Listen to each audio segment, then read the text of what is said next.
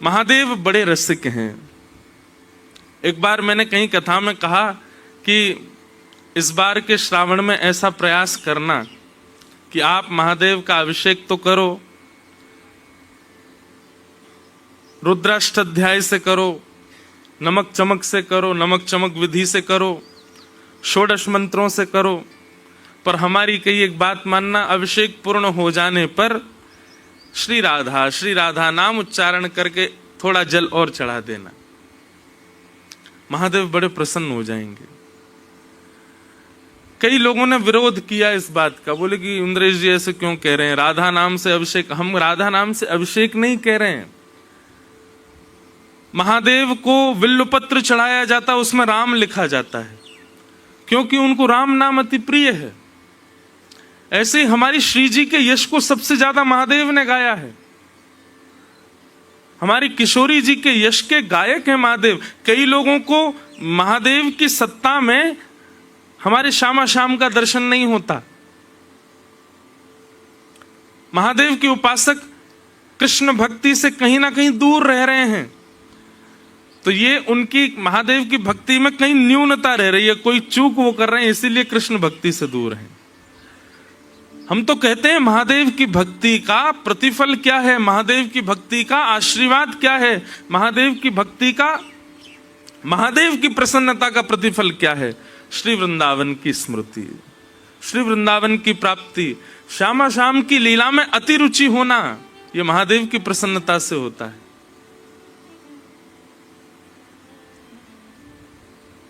ऐसे महादेव,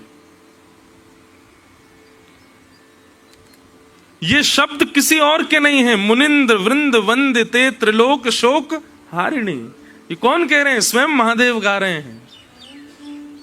कदा करिष्यसि हमाम कृपा कटाक्ष भाजनम, ये शब्द किसी अन्य संस्कृतज्ञ के नहीं हैं, बल्कि संस्कृत जिनके डमरू से प्रकट होता है। ऐसे महादेव हमारी श्री जी के यश को गाते हैं, हमारी किशोरी जी के भाव को गा रहे हैं।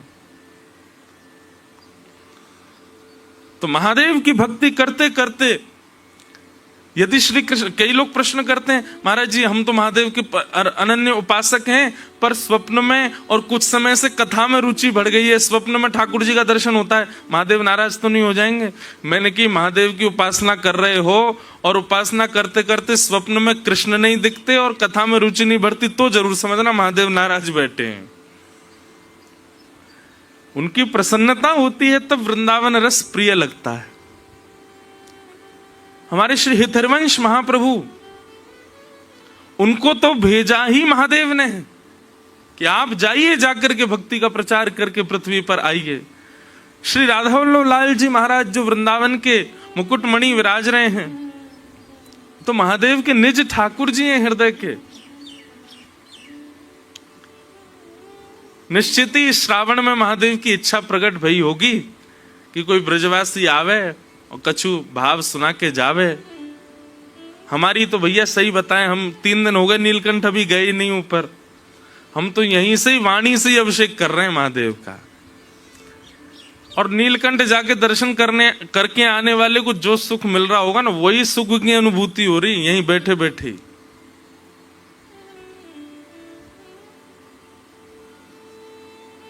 बड़े आनंद, बड़ी प्रसन्नता, श्री गिरधर लाल जी बड़े सुख में विराज रहे हैं।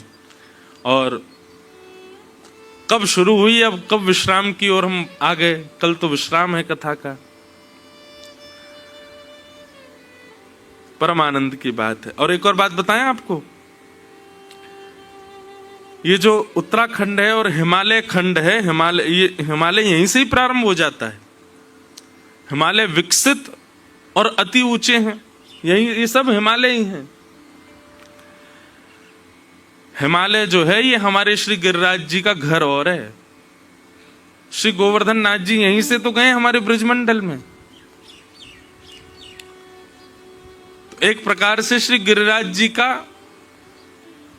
अब वो अखंडवासी तो वृंदावन के हो गए, पर गिरिराज जी का मूल निवास स्थान तो हिमालय ही है। तो इस नाते से यदि देखें तो श्री गिरिराज जी हमारे कौन हैं? ब्रजवासियों का एक अटूट संबंध है गिरिराज जी से। हरिदास वर्य, हरिदासों में वर्य मतलब हमारे अग्रज भ्राता हैं श्री गिरिराज जी।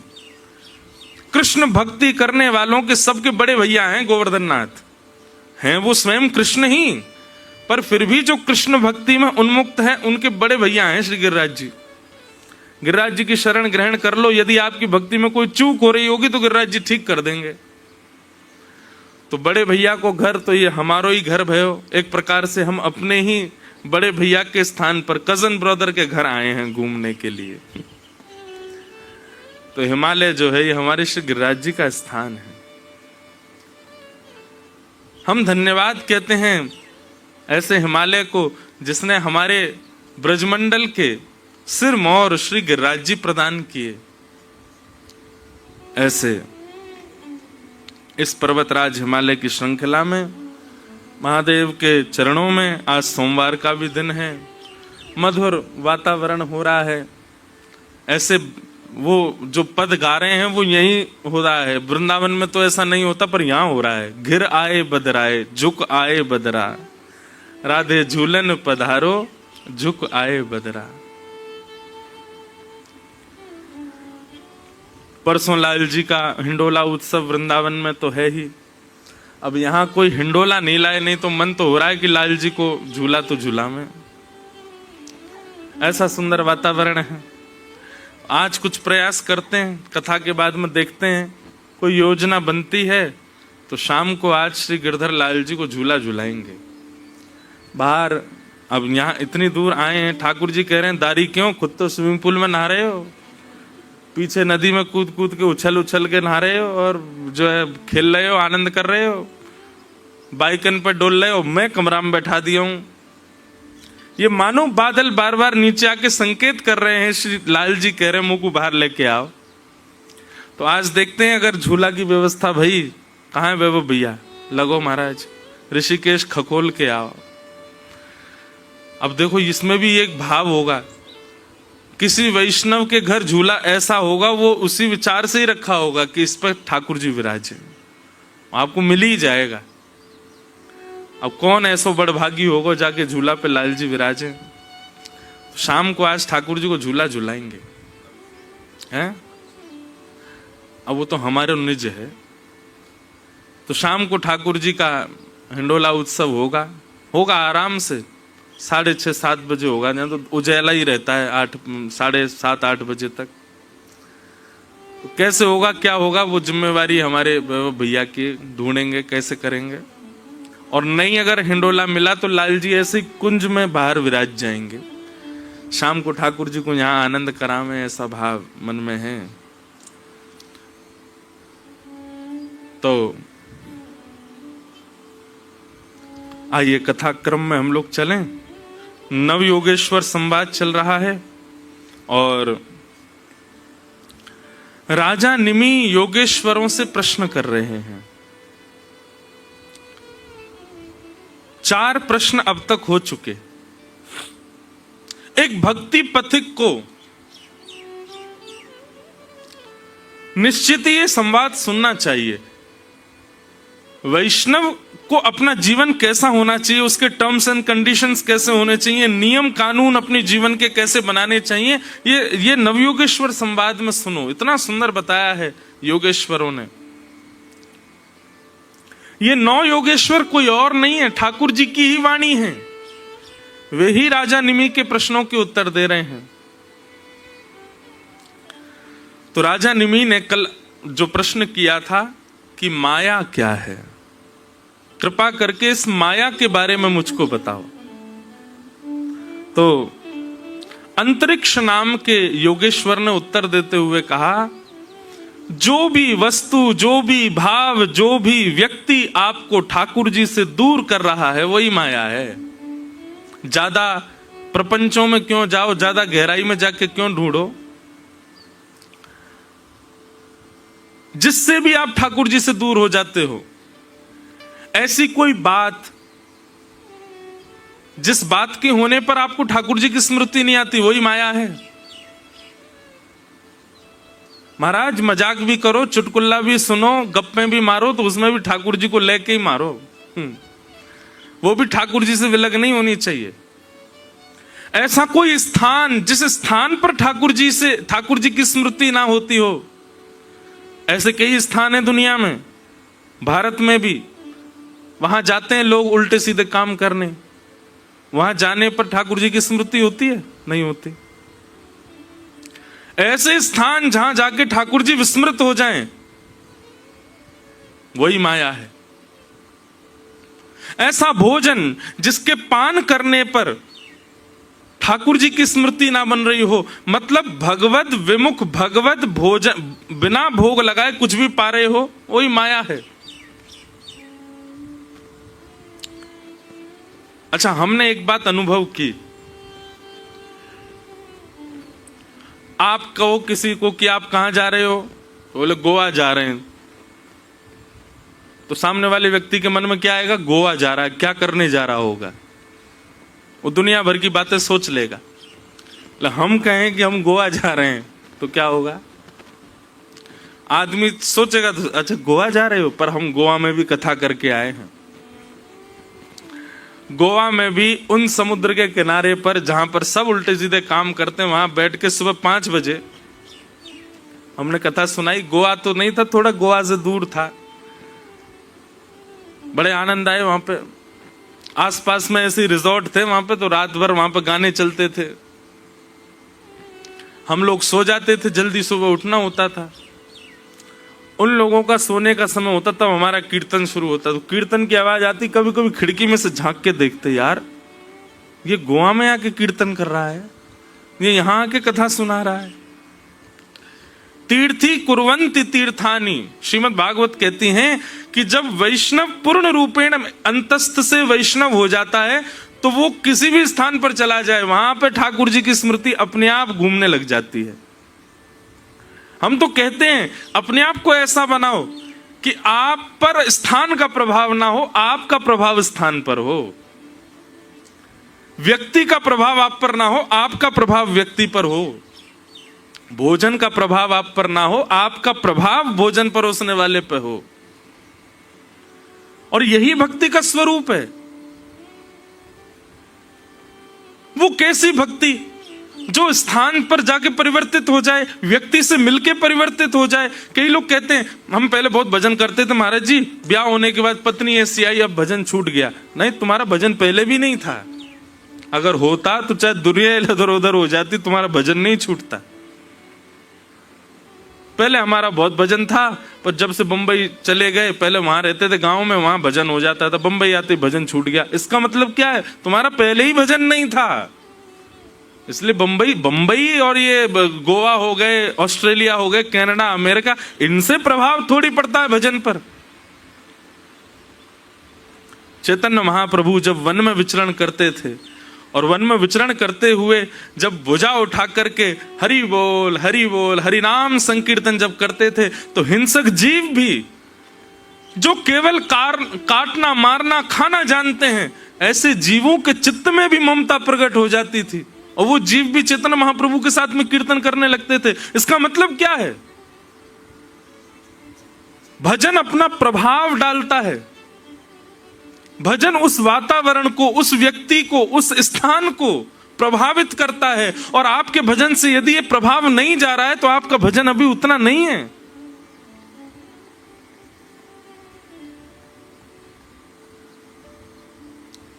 ये अनुभव करो।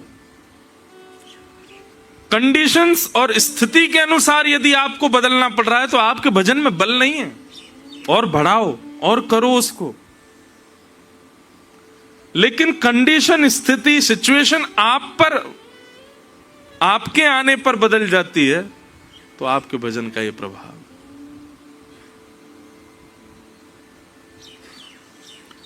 तो माया क्या है? जो भी वस्तु, कुछ भी हो, A to Z, जो भी ठाकुर जी से विलक करने में परिश्रमित है, वही माया है। उसे माया कहते हैं।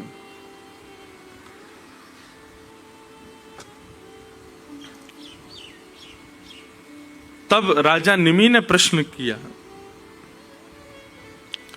यथैतामैश्वरीं मायां दुस्तराम कृतात्मभिः तरन्त्यञ्जन स्थूल धियो महर्षः इदमुच्यताम्। महाराज, ये माया तो बड़ी भयानक होती है। इस माया में फंसने वाला तो फिर कभी इस माया से नहीं बच पाता। कृपा करके नाथ मुझ पर अनुग्रह करके जरा ये तो बताइए, इस माया से बचने का कोई साधन है, कोई तरीका है, कोई उपाय है? अच्छा, एक बात कभी कभी मन में विचार आती है, संसार में कितना भी बड़ा पाप हो, संसार में कितने भी गलत काम हो, संसार में कितने भी बंधन हो, पर ऐसा हो नहीं सकता कि सबसे मुक्त होने का कोई उपाय ना हो। ऐसी कोई क्रिया नहीं संसार में कि वो आपने कर दी और उससे आप बच ना सको, उससे मुक्त ना हो सको। शास्त्रों में सबका निदान बताया गया है। केवल एक अपराध से बचने का निदान नहीं है तो उससे भी बचने का निदान, पर उस अपराध से ठाकुर जी भी नहीं चाहते कि आप बचो। वो अपराध लगे तो ठाकुर जी को भी लगता है कि दंड मिलना चाहिए, और वो है वैष्णव अपराध,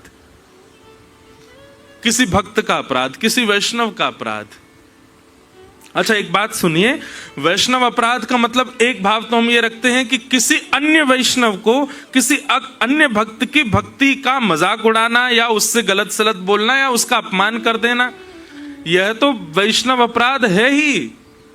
इसके साथ साथ एक वैष्णव अपराध और सुनो, वैष्णव वेश धारण करना, वैष्णव रूप में रहना, वैष्णव स्थिति में रहना, और उसके बाद भी वैष्णवों के नियमों का पालन ना करना, यह भी वैष्णव अपराध है। आपने स्वरूप धारण किया है, आपने कंठी धारण किया, आपने तिलक धारण किया है, आपने गुरु दीक्षा ली है, आपने नाम मंत्र लिया है, लेकिन उसके बाद भी आप विधि का पालन नहीं करते, तो यह भी वैष्णव अपराध है।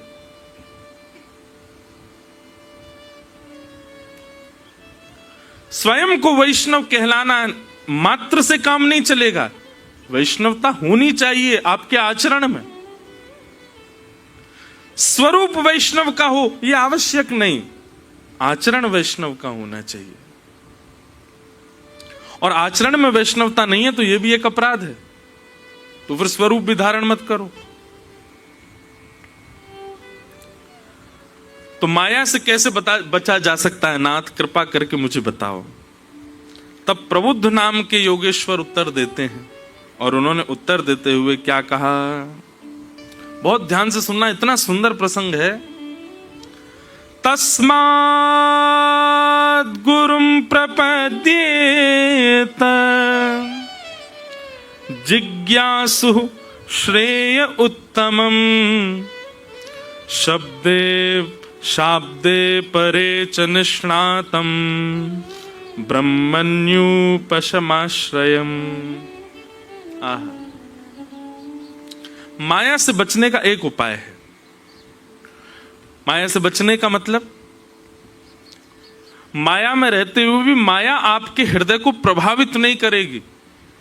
कब?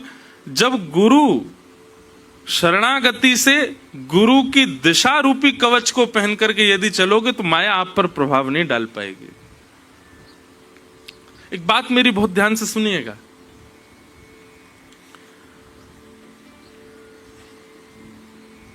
गुरु का गुरुत्व कैसा भी हो, आपके शिष्यत्व में बल होना चाहिए। और शिष्यत्व क्या है? गुरु के वचन अटल कर मानो, साधु समागम कीजिए, मन रे कृष्ण नाम कह लीजिए। सूरदास जी कहते हैं, गुरु के वचन सत्य कर मानो, साधु समागम कीजिए। गुरु के वचन सत्य कर मानो, साधु समागम कीजिए। पढ़िए सुनिए भगति भागवत, पढ़िए सुनिए भक्ति भागवत और कहाँ कछु कीजै, और कहाँ कछु कीजै मन रे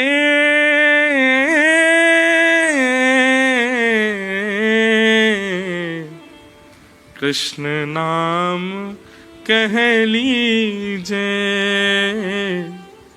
राम नाम कह लीजै। एक बार करके देखिए, जिसकी वाणी से कृष्ण प्रिय लगते हैं उसकी वाणी पर अटूट विश्वास करके देखिए, वो जो कहे उस पर नेत्र बंद करके चल के देखिए। बंधुओं, जब व्यक्ति गुरु आज्ञा पालन करने लगता है, गुरु के वचन के प्रति पूर्ण निष्ठा रखता है, ठाकुर जी की जिम्मेवारी बन जाती है उसकी रक्षा करना। फिर चाहे गुरु कैसा भी हो, उसकी आज्ञा का पालन करने का जो दृढ़ संकल्प अपने मन में लेता है, ठाकुर जी भी संकल्पित हो जाते हैं, इसकी रक्षा का दायित्व मेरा है। क्यों? इसने अपने गुरु पर विश्वास किया है।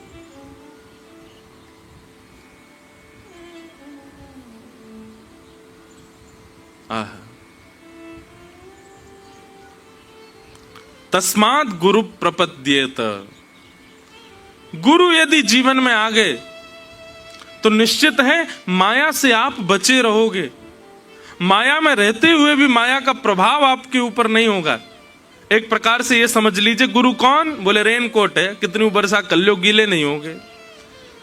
हाँ, क्योंकि माया के बीच में ही हो तो थोड़ा बहुत तो प्रभाव होगा, थोड़े बहुत तो छींटे पड़ेंगे, नीचे से पैंट थोड़ा तो गीला होगा, कहीं कहीं से आपकी टी शर्ट पर भी थोड़ी बहुत बूंद तो पड़ जाएंगी, पर पूर्ण रूपेण माया की वर्षा में गीले नहीं हो पाओगे।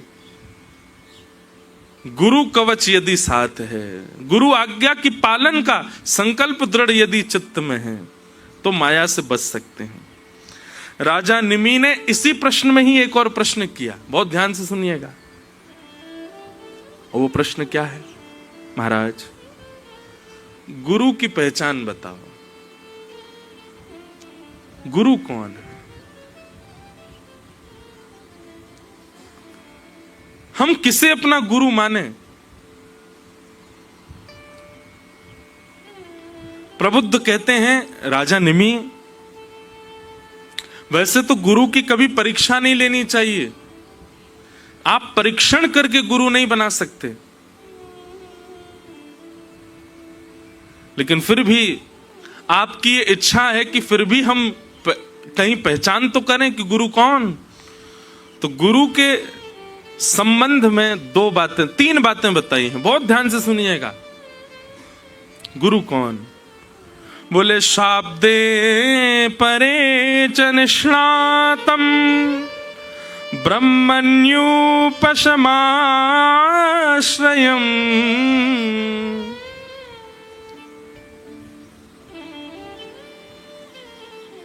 बाद में मत कहिएगा कि हमको नहीं पता चला कि हमारे गुरु कौन होने चाहिए। तीन लक्षण देखो। सबसे पहला प्रबुद्ध कहते हैं, गुरु शब्द ब्रह्म में निष्णात होना चाहिए। शब्द ब्रह्म मतलब ये जितने भी वैदिक बातें हैं, जितने भी हमारे ग्रंथ पुराण आदि हैं, इन सबके भावों को भली भांति जानने वाला होना चाहिए। शाब्दे च निष्णातम, उसकी शब्द ब्रह्म में निष्ठा होनी चाहिए। लेकिन इसमें प्रबुद्ध एक चीज कहते हैं, कई लोग होते हैं वो प्रवचन में बहुत अच्छे होते हैं पर पालन कुछ नहीं करते, अपने जीवन में नहीं करे, दूसरों को करवा देते हैं। एक प्रसंग मुझे इतना अच्छा लगता है, गिरिराज जी में एक व्यक्ति रहता था। वो क्या करता था, वो कभी श्रीनाथ जी के दर्शन नहीं करता था, केवल श्रीनाथ जी के स्वरूप श्रृंगार के बारे में किसी से सुन लेता था और सुन करके लोगों को प्रभावित करने के लिए एक पेड़ के नीचे बैठ करके ठाकुर जी के रूप का वर्णन करता। आज ठाकुर जी ने ऐसी नथबेसर पहनी है, ठाकुर जी ने ऐसे सुंदर हीरा अपनी थोड़ी पे धारण किया है, आज ठाकुर जी ने मयूराकृत कुंडल धारण किए हैं, ऐसी सुंदर पाग पहनी है, फिरोजी श्रृंगार किया है, आहा लाल चुनरी डारी है ठाकुर जी ने, यहाँ पर कमल पंखड़ी ठाकुर जी ने धारण करी है।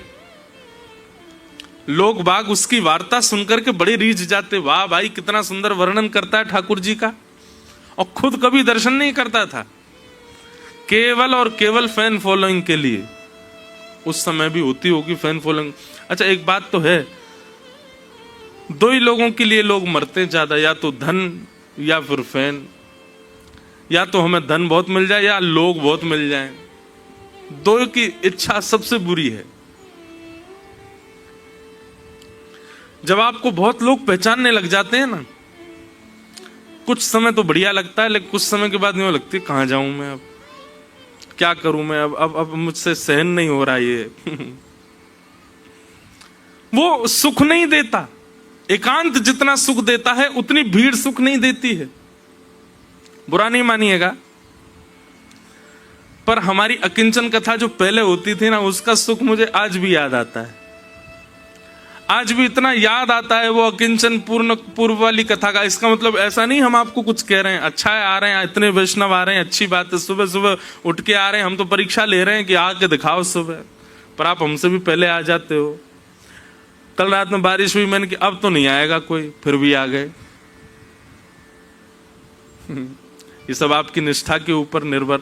अच्छा फिर जिस दिन हम यहाँ आए, मैंने कि ये बढ़िया है, दूर है, ऋषिकेश से भीतर जाके है, यहां तो कोई पहुंच ही नहीं पाएगा, फिर भी आ गए आप।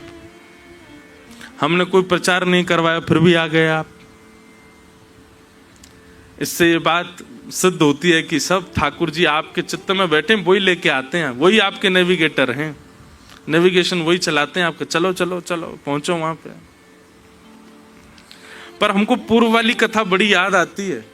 माइक ही नहीं होता था, एक छोटा सा माइक लगा रहता था यहाँ पे, और एक छोटे से स्पीकर में आवाज आती थी, वो भी 15 मिनट बाद बंद हो जाता था, फिर उसको दोबारा चालू करना पड़ता था।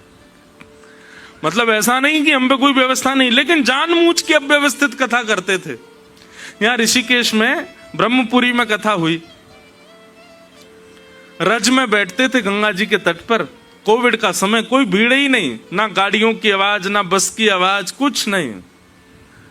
सुबह सुबह 5 लोग होते थे, 3:45 बजे बैठ जाते थे कथा में।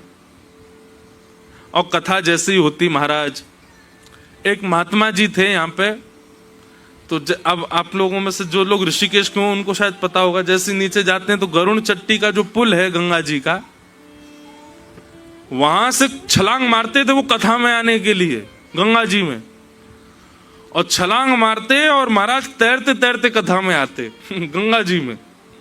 मैंने उनका नाम रखा था स्पाइडरमैन बाबा वो छलांग मार ही नहीं सकता कोई, इतनी ऊंचा वो पुल है, वहां से छलांग मारते थे नीचे, और इतनी गहरी गंगा जी में वैसे हाथ पांव, बस उनका मुंह ही नहीं हिलता था, सीधे आ जाते थे कथा में। और वो आते तो जहां मेरी व्यासपीठ थी वहां बगल में इतना बड़ा पत्थर था कि वो मेरे सिर से भी ऊंचा, वही उनका आसन था, वहीं ऊपर आके बैठते उस पे पत्थर पे, वहां ऊपर बैठ के कथा सुनने। मैंने बाबा व्यास के सिर पे बैठ के कथा सुनना है?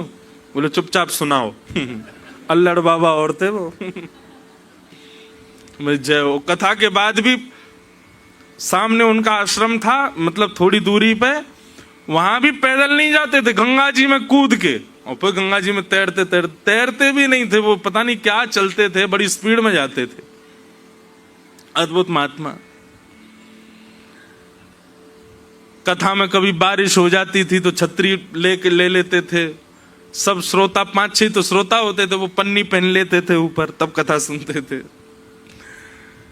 शाम को फिर गिरधर लाल जी का उत्सव होता था, बड़ा आनंद आता था। वृंदावन में हमने की अकिंचन कथा एक कुटिया में बैठ करके, वो तो असली कुटिया थी, तो बनवाई है, असली कुटिया में बैठ के करते थे। कभी छिपकली गिर गई ऊपर से, कथा होता सब भूल गया मैं बड़े आनंद आते थे। वो अकिंचन कथा का सत्र जयपुर में होती थी, जयपुर में 4 लोग 5 लोग, ज्यादा से ज्यादा मिनिमम मैक्सिमम ज्यादा से ज्यादा 8 लोग हो जाते थे सुबह सुबह कथा में। और इस बार अभी हम अकिंचन करके आए जयपुर में, तो गोविंद देव मंदिर ट्रस्ट का फोन आया, बोले महाराज जी हमारे जो गार्ड है ना वहां के मंदिर के, वो नौकरी छोड़ के जा रहे हैं। मैंने क्यों? बोले 1 बजे से गेट पीटने लगते लोग, बोले हमको बैठाओ। अब वहां क्या था कि एक झरोका है, उसमें बैठ के हम कथा करते, दूर वालों को दिखते ही नहीं, आगे वालों को दिखते थे बस। तो आगे बैठने वालों की होड़ 1 बजे से पहुंच जाते लोग, इतनी भीड़ वहां होती। अब इसका एक अच्छा भाव तो ये लगता है कि देखो कथा जिस उद्देश्य से कर रहे हैं वो उद्देश्य सफल हो रहा है। युवा इतने कथा में आते हैं, अच्छा लगता है, इतनी संख्या में लोग आते हैं, सुबह सुबह का भी विचार नहीं करते। ये वो समय पर कथा होती है जिस समय सबसे बढ़िया नींद आती है, उस समय आप छोड़ छाड़ के आते हो। लेकिन फिर स्मृति आती है कि जब कोई नहीं था तब की कथा का सुख भी कितना अच्छा था। तो कई बार बहुत लोगों का पहचान जाना ये सुख नहीं देता, बहुत धनवान हो जाना सुख नहीं देता। व्यक्ति जब निर्धन है तो ये सोचता है कि मैं धनवान हो जाऊं तो सुखी होऊंगा, और धनवान होने के बाद में वो याद करता है कि जब मैं निर्धन था तो कितना अच्छा था। ऐसा स्वरूप होता है। तो गिरिराज जी में एक वैष्णव रहता था, वो कभी दर्शन नहीं करता था, केवल किसी से सुन करके और उसमें थोड़ा बढ़िया सुंदर शब्दावलियों का प्रयोग करके प्रवचन में सुनाता था। आज श्री जी बाबा ऐसे लग रहे हैं, हाँ हाँ श्रीनाथ जी का स्वरूप ऐसा, और सुनने वाले लोग तो बड़े प्रभावित हो जाते उससे। एक दिन सूरदास जी निकल रहे थे वहां से, और सूरदास जी ने जैसे ही उसके वचन सुने तो सूरदास जी तो देखो संत और वैष्णवों में परखने की एक क्षमता आ जाती है। वो परखे ना, वो बात उनकी है, पर उनको पता चल जाता है कि सही गलत क्या है। शब्दों से ही सूरदास जी को पता लग गया कि ये इसने स्वयं ने तो दर्शन किए नहीं है, केवल दूसरे से सुन के प्रवचन कर रहा है। जैसी सारी भीड़ उठ करके गई, सूरदास जी उसके पास पहुंच गए। सूरदास जी बोले भैया तुमने बड़ा सुंदर वर्णन किया ठाकुर जी के रूप का। हाँ हाँ हाँ हाँ जय हो। बोले लेकिन मैं जानता हूं ये तुम दर्शन करके नहीं आए हो, किसी से सुन के तुमने बोला है। अब जैसी चोरी पकड़ी गई घबरा गया, आप कैसे बोल सकते हैं, आप ऐसा कैसे? बोले मुझसे लड़ो नहीं, मैं जब जानता हूं तुमने दर्शन नहीं किया ठाकुर जी का, केवल लाग लपेट बना बना करके बोलते हो लोगों को रिझाने के लिए। चलो मेरे साथ दर्शन करने चलो। अच्छा कल चलूंगा। दूसरे दिन सूरदास जी फिर आ गए तो बोला परसों चलूंगा। फिर सूरदास जी आ गए। सूरदास जी तो रोज ही वहीं धरना दे के बैठ गए, बोले तू जब तक नहीं चलेगा मैं उठूंगा ही नहीं यहां से, मेरे संग चल। सूरदास जी हाथ पकड़ करके ले गए। इतना सुंदर भाव लगता है। जैसे ही मंदिर में प्रवेश किया, श्री जी बाबा से कहा, बोले हे ठाकुर जी ये बालक आपका यश गाता है पर आपका दर्शन नहीं करता। आपका यश आपकी प्रसन्नता के लिए नहीं गाता है, दूसरों को प्रसन्न करने के लिए गाता है, आपका कभी दर्शन भी नहीं करता। कृपा करके इसके सारे दोषों को आप नजरअंदाज करते हुए आप इसको दर्शन दीजिएगा नाथ। सूरदास जी तो ऐसा कह ही रहे थे, अंदर से मंदिर के गर्भगृह से ठाकुर जी बोल पड़े, अरे अरे सूरदास जी की जय हो। अरे सूरदास जी मैं तो बहुत दिनाते तड़प रहो या को दर्शन करवे के काजे, आपने बड़ी कृपा करी जो आप याकू लेकर के आ गए। मैं तो बहुत दिना से या के दर्शन के काजे व्याकुल है रहे हो।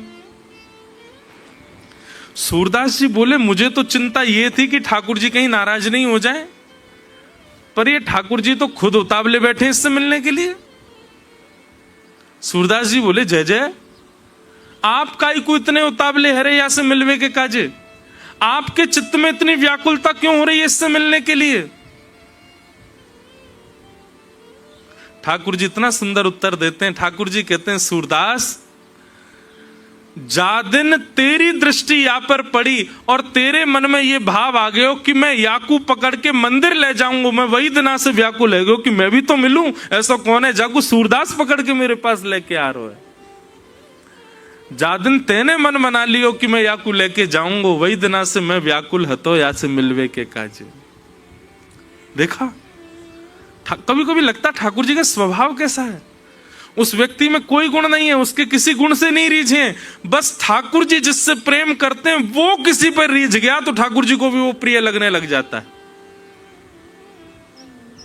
सूरदास, ये तुमको भागयो, तुम्हारे मन को भागयो, भले ही क्रोध के रूप में भायो हो, लेकिन भा तो गयो, तुम्हारे मन में ये आई तो कि मैं यहाँ को पकड़ के लेके जाऊंगा मंदिर।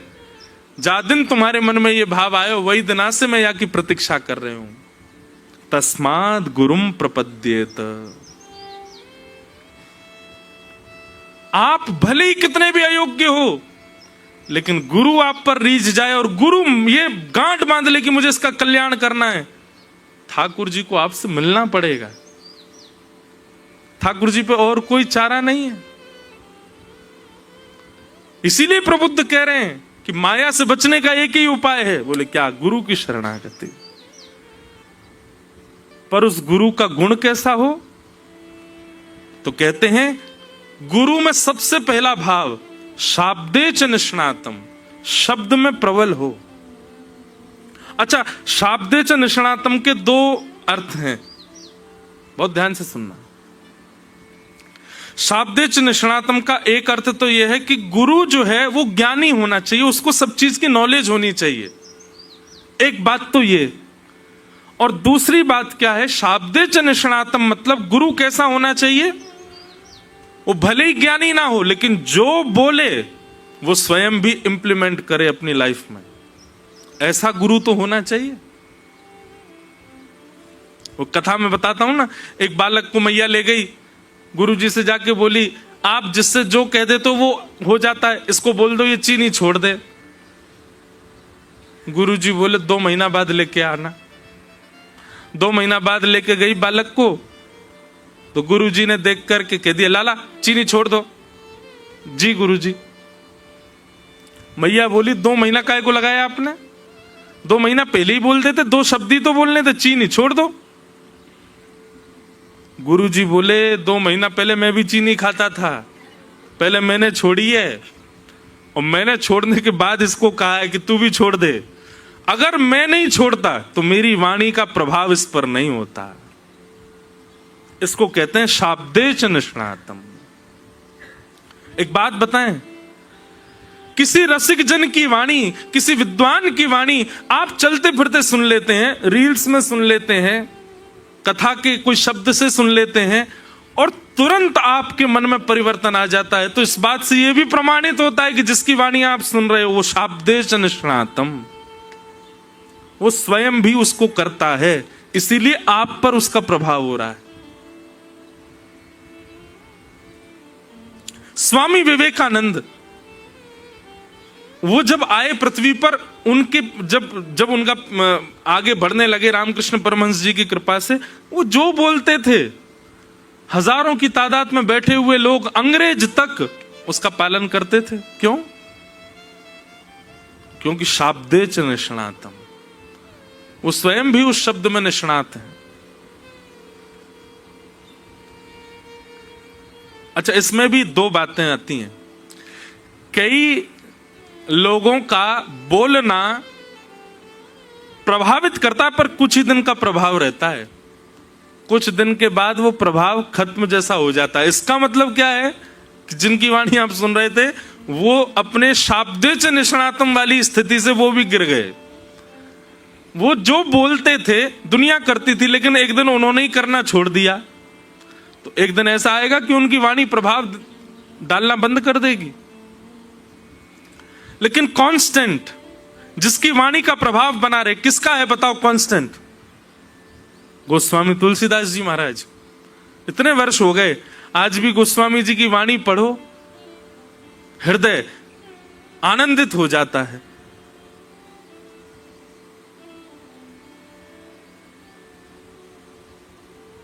कल हम रात्रि में ऋषिकेश नारायण भगवान का दर्शन करने गए, उनको भरत जी भी कहते। तो रास्ते भर जब जा रहा था मैं, तो भरत जी का स्मरण हो रहा था। हमारे श्री भरत लाल जी, राम जी के भैया बंधु एक बात बोलूं, यहाँ जितने भी कृष्ण उपासक बैठे हैं, आप सब गोपियों का अनुसंधान करो, आप सब ब्रज की लीलाओं का अनुसंधान करो, पर हमारे कहे से एक बार श्री भरत चरित्र और सुनो। मेरा मन तो है इस बार हर वर्ष की हमने एक राम कथा फिक्स कर दी है अपनी 12 ज्योतिर्लिंगों में। हर वर्ष एक नए ज्योतिर्लिंग में कथा होगी। तो गत वर्ष हुई थी सोमनाथ में पहली, इस बार हमारी दूसरी है 23 या 24 दिसंबर से है, 24 दिसंबर से है रामेश्वरम में भरत चरित्र। हर वर्ष तो पहले जब हुई थी सोमनाथ में तो वहां हमने हर दिन एक चरित्र कहा था, एक दिन सीता जी का, एक दिन हनुमान जी का, एक दिन लक्ष्मण जी का, एक दिन भरत जी का। पर अब रामेश्वरम में कथा है तो अभी मेरा मन अभी ऐसा हुआ कि इस बार भरत चरित्र वहां कहेंगे 9 दिन तक।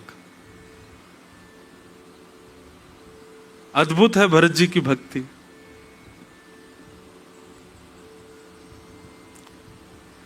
जब भरत जी महाराज चित्रकूट जा रहे थे ठाकुर जी को लाने के लिए वापस,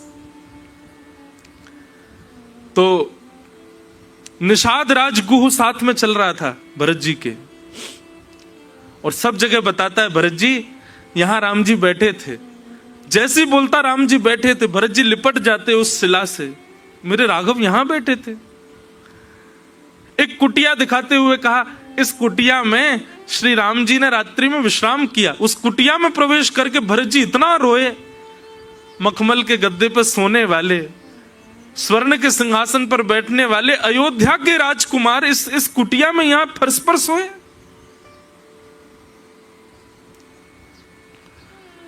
सब जगह विचरण करते करते जब श्री भरत जी महाराज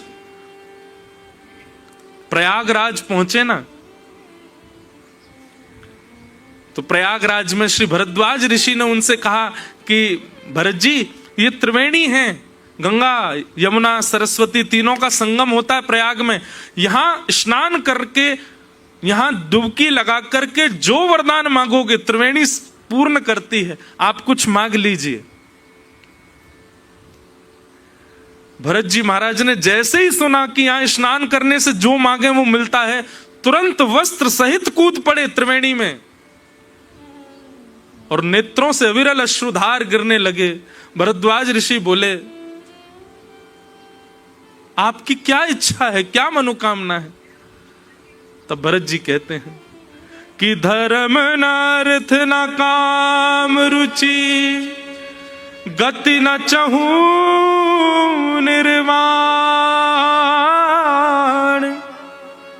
जन्म जन्म मति राम पद, यह वरदान नाम। हे भरद्वाज जी, मुझे धर्म नहीं चाहिए, मुझे गति नहीं चाहिए, मुझे स्वर्ग भी नहीं चाहिए, मुझे वैकुंठ भी नहीं चाहिए। मुझे केवल एक वरदान चाहिए। क्या? जन्म जन्म रति राम पद। हर बार मेरा जन्म हो और हर बार मैं राम जी के चरणों के आसपास ही कहीं जन्म लूं, बस और कुछ नहीं चाहिए। मेरी रति, रति का मतलब होता है भयंकर आसक्ति। बस वो भक्ति में हो जाता है, आसक्ति ही भक्ति में परिवर्तित हो जाए तो वो रति हो जाती है। भरत जी कहते हैं मेरी ऐसी रति हो जाए राम जी के चरणों में, मैं उनके चरण छोड़ कहीं ना जाऊं। भरद्वाज ऋषि ने जब भरत जी की इस बात को सुना ना, तो भरद्वाज ऋषि ने जो बात कही है ना, वो सुनकर के मैं, जब सोमनाथ में कथा हुई थी, मैं आज भी स्मरण करता हूं उस भाव का। भरद्वाज ऋषि कहते हैं जप का, तप का, अनुष्ठान का और जीवन भर की सेवा का फल क्या था? राम जी का दर्शन। जीवन भर के किए गए जप तप नियम व्रत अनुष्ठान का फल मिला, मुझे राम जी के दर्शन हुए, और राम जी के दर्शन का फल मुझे मिला कि मुझे भरत के दर्शन हुए। मेरे सामने मैंने भरत को देखा। भरत जी, आपके दर्शन राम जी से भी श्रेष्ठ।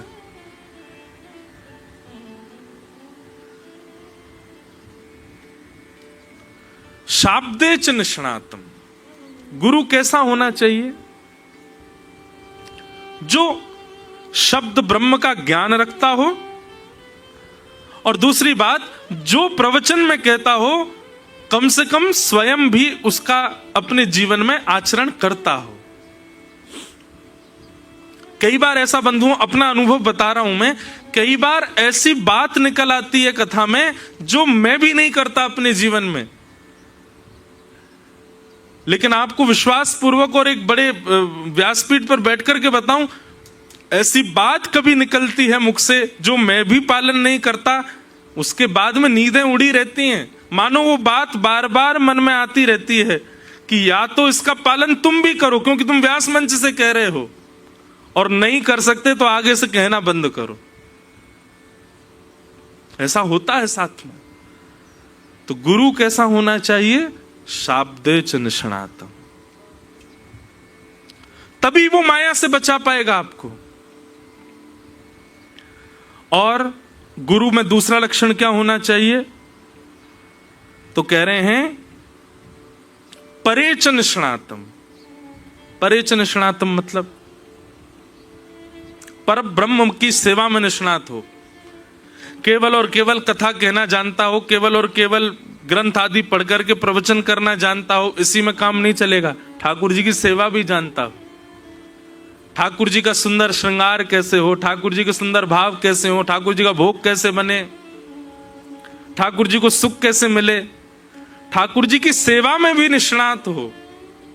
मतलब शब्द ब्रह्म में भी निष्णात और परब्रह्म में भी निष्णात हो। ये दोनों गुण उसके अंदर होने चाहिए। और तीसरा लक्षण क्या है? माया से बचाने वाले गुरु का।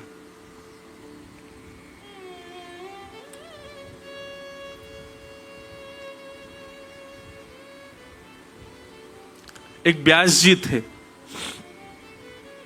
कथा कर रहे थे, ठाकुर जी की सेवा करते थे।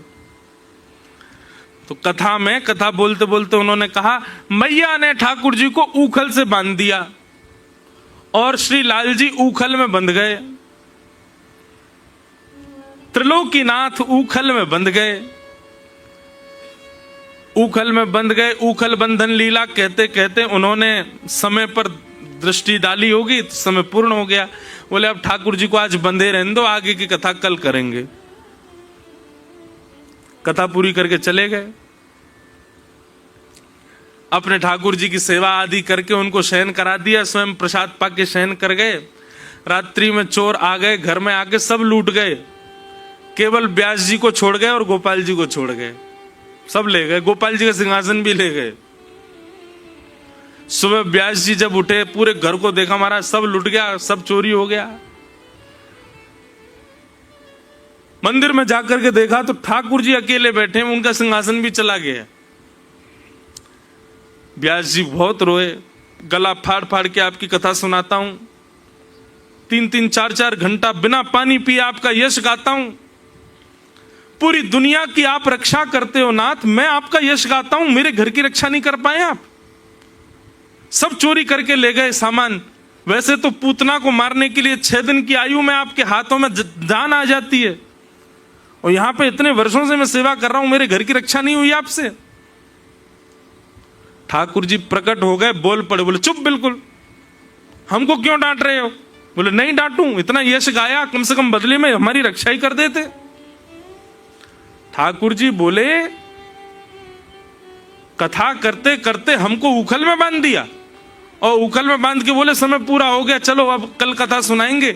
चोर तो 4 दिन से पहरा लगा रहे थे, 3 बार प्रयास किया, तीनों बार चोरी नहीं कर पाए। कल ही क्यों चोरी हो पाई? कल हम उखल में बंधे हुए थे।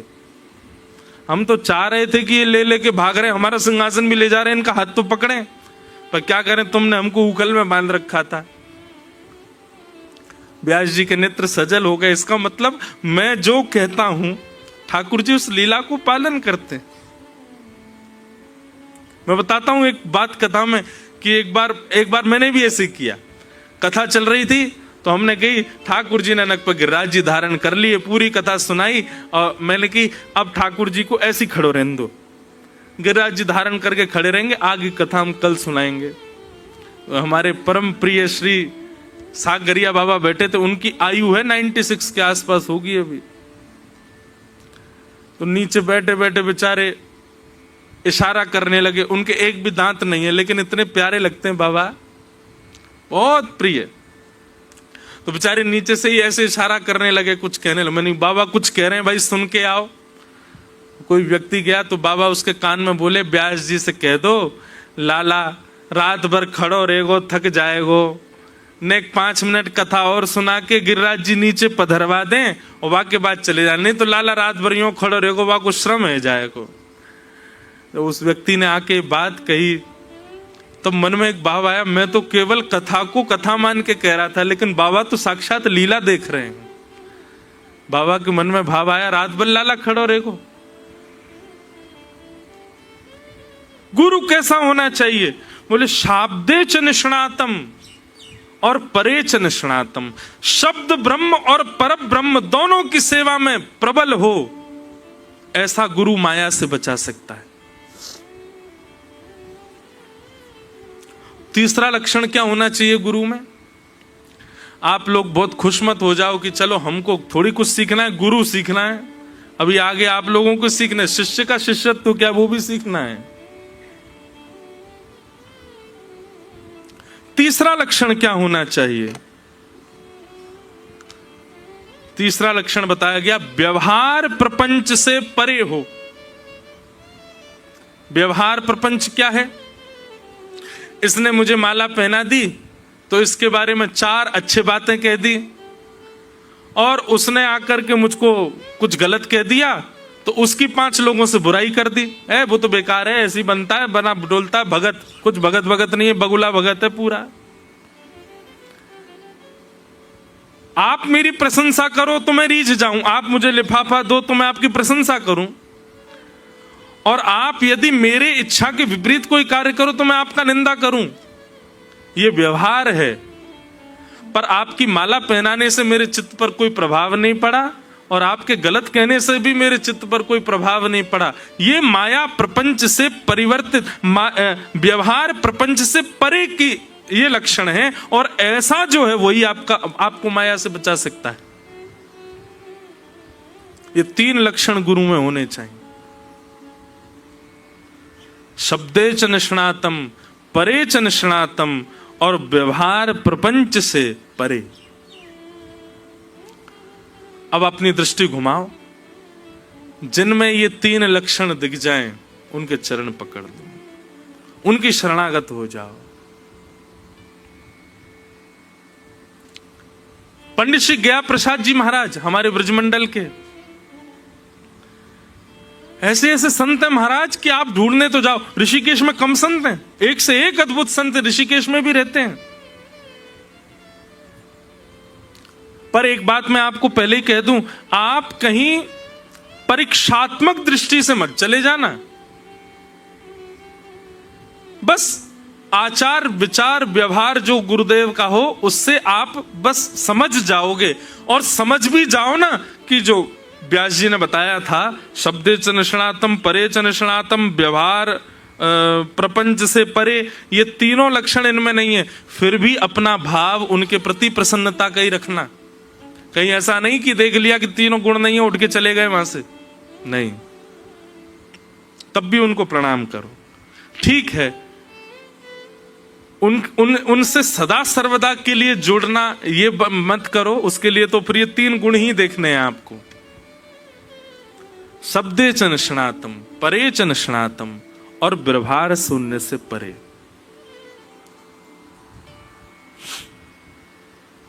ये 3 गुण जिसमें हो, प्रबुद्ध कहते हैं तस्मात् गुरुम प्रपद्येत, वो गुरु आपको माया से बचाएगा। उस गुरु की कृपा से माया से परे हो जाओगे आप।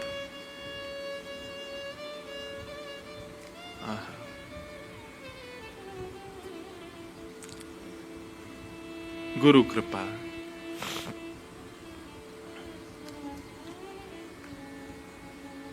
एक बहुत सुंदर भाव। अच्छा एक बात बताएं, महादेव हमारे गुरु भी हैं।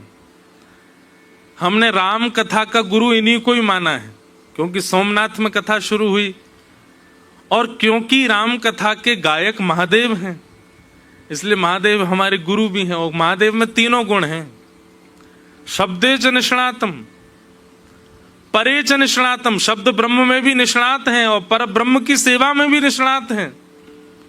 और तीसरा, इनसे बढ़िया व्यवहार प्रपंच से शून्य कोई नहीं है। दूध चढ़ा दो तो भी प्रसन्न, दही चढ़ा दो तो भी खुश, लोटा पानी चढ़ा दो तो भी खुश, सिंथेटिक दूध चढ़ा दो तो भी खुश, धतूरा चढ़ा दो तो भी खुश, विजया चढ़ा दो तो भी खुश, विष चढ़ा दो तो भी खुश। ऐसे केवल महादेव ही हैं। उनको व्यवहार प्रपंच से कोई लेना देना नहीं कि आप सोने का छत्र ही चढ़ाओ, आप ऐसी वस्तु ही चढ़ाओ। हमारे पूज्य पिताजी महाराज एक प्रसंग सुनाते हैं कि एक बार एक व्यक्ति ने, महाराष्ट्र की प्रसिद्ध कथा है, महादेव के मंदिर में सुंदर स्वर्ण का घंटा देखा लटका हुआ। उसने कहा यही चोरी करना है। और चोरी करने के लिए कोई साधन नहीं मिला चढ़ने को, तो शिवलिंग पे ही चढ़ गया और घंटा उतारने लगा। महादेव प्रकट हो गए, जय हो वरदान मांगो वरदान मांगो। चोर भागा वहां से, महादेव ने पकड़ लिया। कहां भाग रहे हो? अरे मैं कोई भगत वगत नहीं हूं महाराज, मैं तो घंटा चोरी करने आया था, कुछ मिला नहीं चढ़ने को इसलिए चढ़ गया आप पे। महादेव बोले दुनिया के लोग धतूरा चढ़ाते हैं, पिलपिला अमरूद चढ़ाते हैं, दूध दही घी घृत चढ़ाते हैं, तैने तो खुद को ही चढ़ा दिया मुझ पे, मैं तुझसे बड़ा प्रसन्न हूं।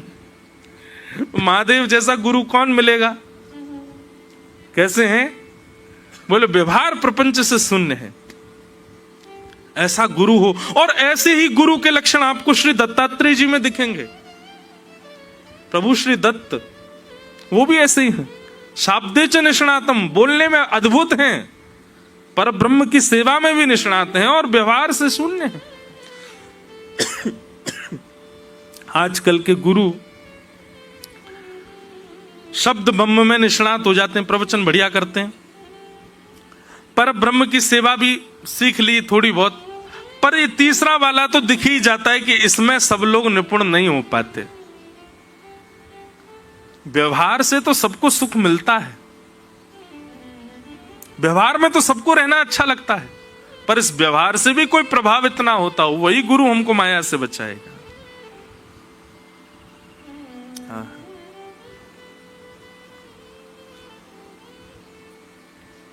सागर भी तू साहिल भी तू,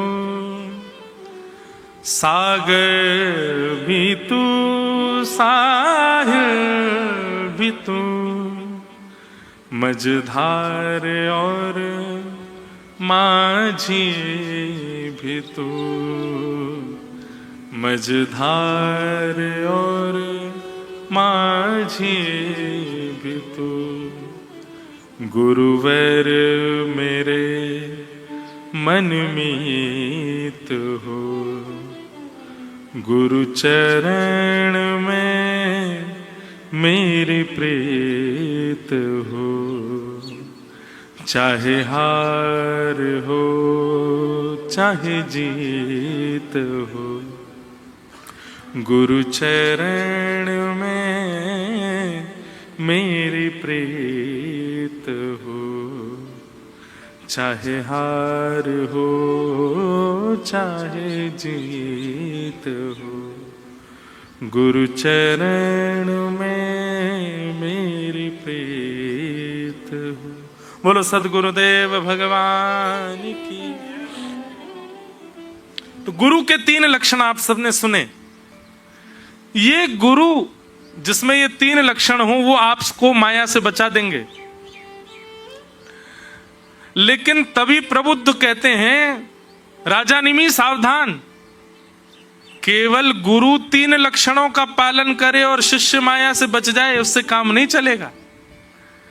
गुरु जितने लक्षणों का पालन करेगा उसके दुगने लक्षणों का पालन शिष्य को करना पड़ेगा।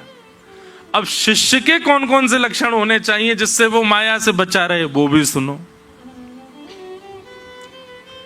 शिष्य के क्या लक्षण होते हैं, बहुत ध्यान से सुनिएगा।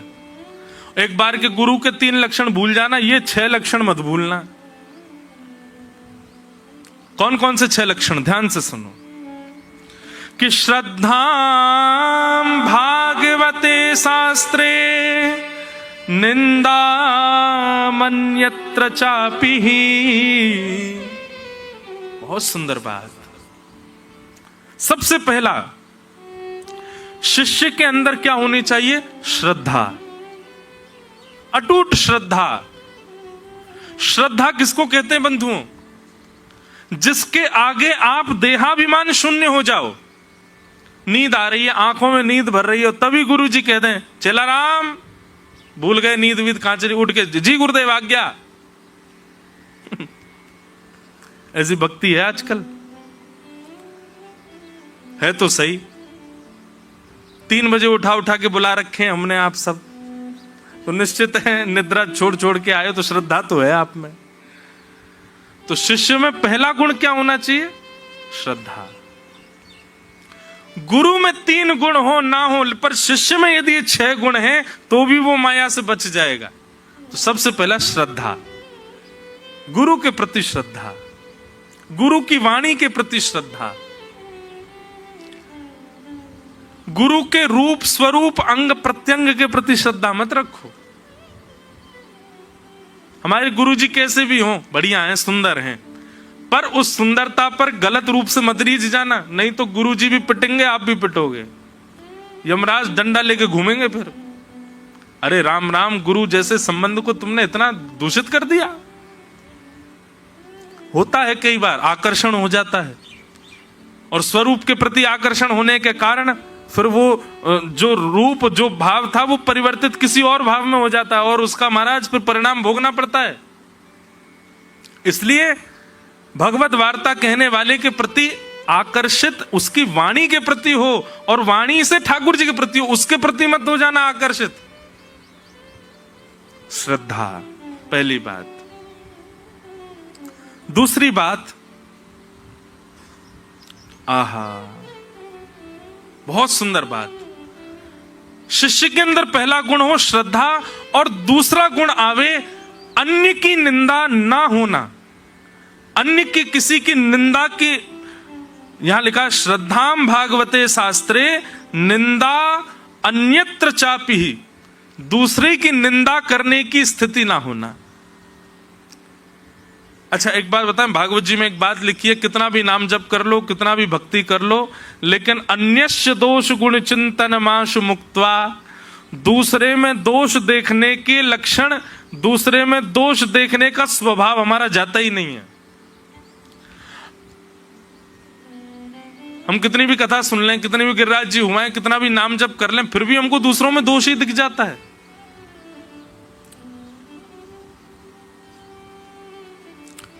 देव में और राक्षस में अंतर क्या है?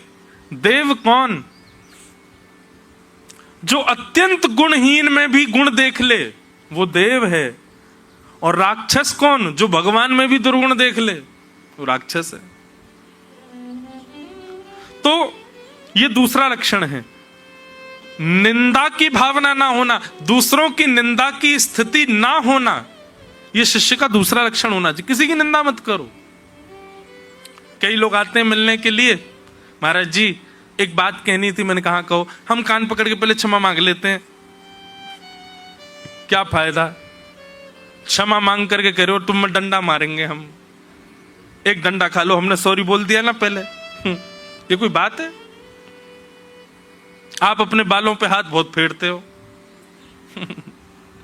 पहले सॉरी बोल देंगे, महाराज जी सॉरी।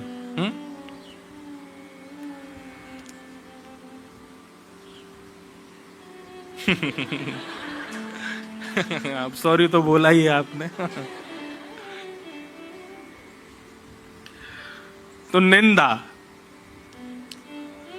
निंदाम अन्यत्र चापि, दूसरे की निंदा ना करना। कई बार ऐसा होता है, वैष्णव साथ में रहते हैं तो अपना भजन भाव, अपने नियम, अपने कानून, उसके बाद में फिर दूसरे वाला वैष्णव जो होता है, अच्छा तुम ऐसे नहीं करते, ओ हमारे गुरुजी तो ऐसा ऐसा बोलते थे। वैसे ही अच्छा नहीं है, ऐसे निकलना चाहिए, इससे अपराध लगता है। और फिर चलो उससे तो बोले बोले, फिर 4 लोगों से, वो है ना वो आया जो वृंदावन से, ऐसे ही है वो, कुछ नहीं उसका नाम जब ऐसा ही है, वो तिलक ऐसी लगा लेता है, अरे वो उस दिन सुबह सुबह एकादशी के दिन चाय पी रहा था। मैंने कहा चाय नहीं पीते। बोले चाय में अन्न थोड़ा ही है, ऐसे बोल रहा था। ये दूसरे की निंदा नहीं होनी चाहिए।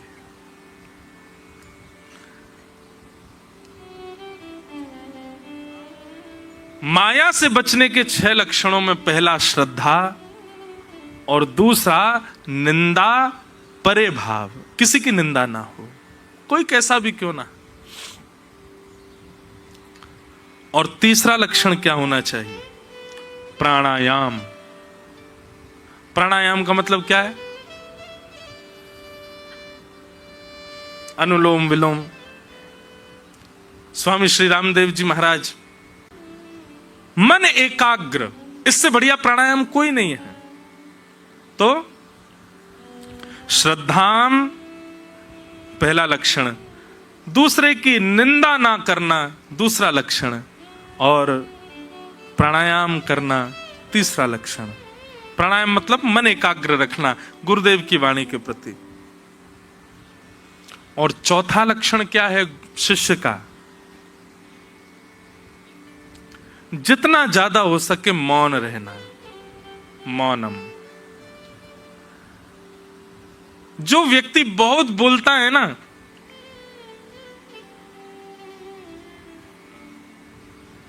कहीं ना कहीं भगवत प्राप्ति में उसकी बाधा रहती है, क्योंकि बहुत बोलने वाले व्यक्ति की जीव में 2 दुर्गुण आ जाते हैं।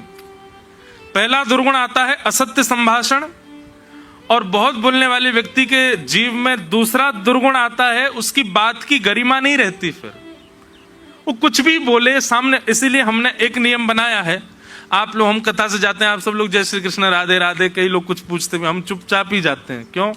कथा से पहले और कथा के बाद हम मौन ही रहते हैं 1 घंटा। लगता ऐसा है कि मैं नहीं बोल पाऊंगा इतना सब कुछ। ये मौन का ही प्रभाव है कि मौन स्थिति में जो शब्द बचाए हैं वही शब्द ही इनको योग्य बनाकर के मुख से बुलवाते हैं। तो श्रद्धा, दूसरे की निंदा ना करना, मन एकाग्र करने के लिए प्राणायाम करना, एकाग्र भाव से कथा सुनना, यही प्राणायाम है। और चौथा, ज्यादा से ज्यादा मौन रहना, मौनमास्ताम, बहुत जल्पिक ना होना। और 5वां और अंतिम लक्षण जो शिष्य का होना चाहिए वो क्या है? सत्यम। जितना ज्यादा हो सके सत्य बोले, असत्य का आचरण कम करे। कितना भी विषम परिस्थिति, कितनी भी भयानक स्थिति क्यों ना बन जाए, आप प्रयास ज्यादा से ज्यादा यही करो कि आप सत्य बोलो। पर हमारे ठाकुर जी की तरह सत्य मत बोलना।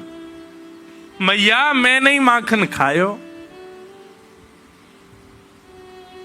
बलराम जी ने आके मैया जय ने खायो। अरे लाला झूठ बोला। बोले मैया मैंने तो कही, मैंने ही माखन खायो। गोपी गीत में एक जगह वो रास पंचाध्याय में प्रसंग आता है कि जब गोपियां आधी रात में अपना सब घर बार छोड़ करके ठाकुर जी के साथ रास विहार करने के लिए आई, तो वहां ठाकुर जी उनसे क्या कहते हैं? प्रतियाद ब्रजम नेह स्थेयम स्थिभि सुमध्यमा। ठाकुर जी कहते हैं गोपियों, अरे इतनी अर्धरात्रि हो गई है, तुम सब अपने घर बार छोड़ छोड़ करके यहां आ गई हो। चलो चलो जाओ, अपने अपने घर को लौट जाओ, यहां मत रुको। अर्धरात्रि में इतने घने जंगल में यहां रुकने का तुम्हारा औचित्य नहीं है, लौट करके अपने घर चले जाओ। अगर इस बात का सीधा सीधा अर्थ करें तो ठाकुर जी कह रहे हैं यहां पर रुको मत, तुम सब अपने घर चले जाओ। लेकिन इसी को यदि आप किसी गुरुवाणी से सुनेंगे तो गुरुवाणी में क्या आ रहा है? ब्रजम प्रति न यात इहम स्थेय। तुम सब लौट करके अपने घर मत जाओ, यहीं रुकी रहो। मैं बात बना रहा हूं, बार बार कहूंगा कि लौट जाओ, पर तुम जाना नहीं, यहीं रुक जाओ। ये ठाकुर जी का सत्य है। ठाकुर जी ऐसे बोलते हैं। अब कोई वैयाकरणी होगा, कोई ज्ञानी होगा, कोई गुरु कृपा का अनुरागी होगा, वही ठाकुर जी की बात समझ पाएगा, हर कोई नहीं समझ सकता।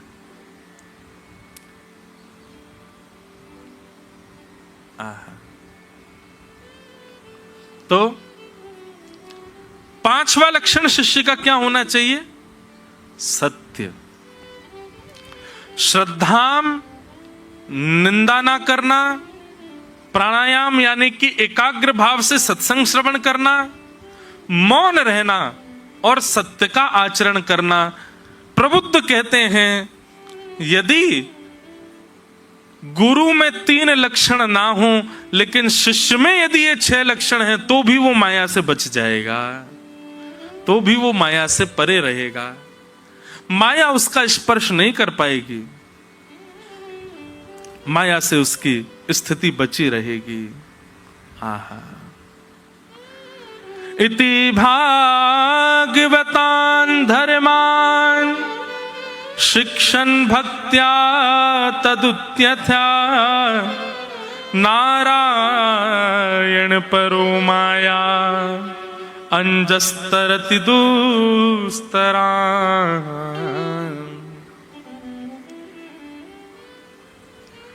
प्रबुद्ध कहते हैं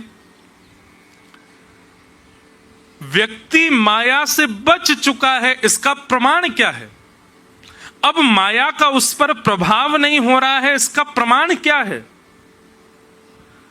तब कहते हैं कि वो अपनी सब वस्तु, अपना सब कुछ ठाकुर जी पर न्योछावर कर दे। पुत्र भी आपका, पत्नी भी आपकी, घर भी आपका, सब कुछ आपका है। नाथ, मेरा कुछ भी नहीं है, मैं भी आपका ही हूं।